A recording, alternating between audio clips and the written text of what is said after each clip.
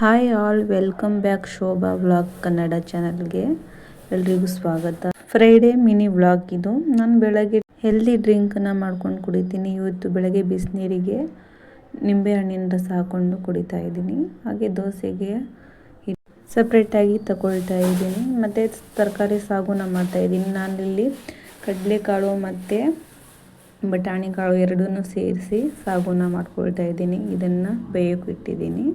ಮಸಾಲೆ ರೆಡಿ ಮಾಡ್ಕೊಳ್ತಾ ಇದ್ದೀನಿ. ಬೆಳ್ಳುಳ್ಳಿ, ಶುಂಠಿ, ಈರುಳ್ಳಿ ಮತ್ತು ಹಸಿಮೆಣಸಿನ್ಕಾಯಿ, ಟೊಮಾಟೊ,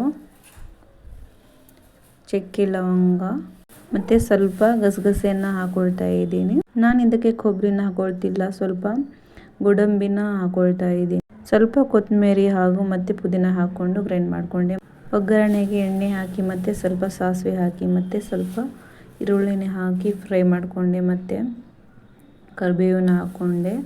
ರುಬ್ಬಿರುವಂಥ ಮಸಾಲೆ ಹಾಕ್ಕೊಂಡು ಅರಿಶಿನ, ಧನಿಯಾ ಪೌಡರ್, ಗರಂ ಮಸಾಲ, ಬೇಯಿಸಿರುವ ತರಕಾರಿ ಮತ್ತು ಕಾಳು ನೀರು ಸಮೇತ ಹಾಕ್ಕೊಳ್ತಾ ಇದ್ದೀನಿ.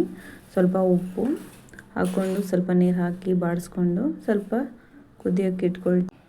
ಒಂದೆರಡು ಕುದಿ ಬರೋವರೆಗೂ ಬೇಯಿಸ್ಕೊಂಡು ಸಾಗು ರೆಡಿ ಆದಮೇಲೆ ದೋಸೆ ಹಾಕ್ಕೊಳ್ತಾ ಇದ್ದೀನಿ. ನನ್ನ ಮಗಳಿಗೆ ಸ್ಕೂಲಿಗೆ ಹೋಗೋಕ್ಕೆ ಲೇಟ್ ಆಗೋದು ಅಂತ ಬೇಗನೆ ಮಾಡಿ ಬಾಕ್ಸಲ್ಲಿ ಹಾಕಿ ಇಟ್ಬಿಡ್ತೀನಿ. ನಂತರ ಮನೆ ಕ್ಲೀನಿಂಗ್ ಮಾಡ್ಕೊಳ್ತಾ ಇದ್ದೀನಿ. ಅಡುಗೆ ಕೆಲಸ ಎಲ್ಲ ಮುಗಿಸ್ಕೊಂಡು ಆಮೇಲೆ ಇವತ್ತು ಮೊದಲನೇ ಆಷಾಢ ಶುಕ್ರವಾರ ಆಗಿರೋದ್ರಿಂದ ಎಲ್ಲ ಡೀಪಾಗಿ ಕ್ಲೀನ್ ಮಾಡಿಬಿಟ್ಟು ಆಮೇಲೆ ನೆಲ ಒರೆಸ್ತಾ ಇದ್ದೀನಿ.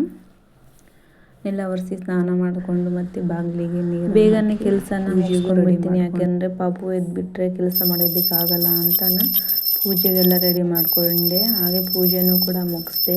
ಈ ಮಿನಿ ವ್ಲಾಗ್ ನಿಮಗೆ ಇಷ್ಟ ಆಗಿದ್ರೆ ಪ್ಲೀಸ್ ಲೈಕ್ ಮಾಡಿ, ಹಾಗೆ ನನ್ನ ಚಾನಲ್ನ ಸಬ್ಸ್ಕ್ರೈಬ್ ಮಾಡಿಕೊಡಿ. Please support.